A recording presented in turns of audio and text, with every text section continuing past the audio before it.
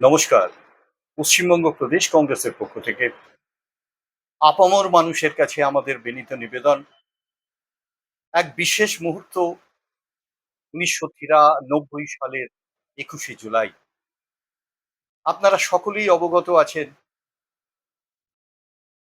সামাজিক দাবি, রাজনৈতিক দাবি, নিরাপত্তার দাবি নিয়ে যে কংগ্রেস কর্মীরা সেদিন আত্মদান করেছিলেন পুলিশের গুলিতে মর্মাহতভাবে, সারা বাংলার মানুষ, সারা ভারতবর্ষের মানুষ দেখলেন কিভাবে পুলিশের গুলিতে এই ১৩টি প্রাণ ঝরে গেল।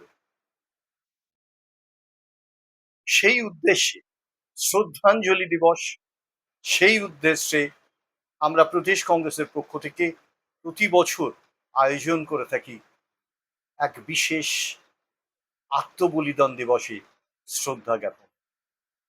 পশ্চিমবঙ্গ প্রদেশ কংগ্রেস সভাপতি মাননীয় শ্রী শুভঙ্কর সরকার এবং প্রদেশের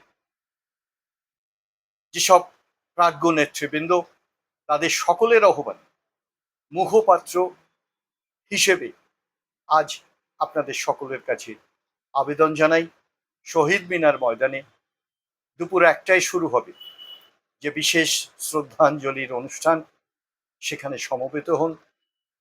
যারা আসতে পারবেন না তারাও অন্তত তাদের শ্রদ্ধা জ্ঞাপন করুন।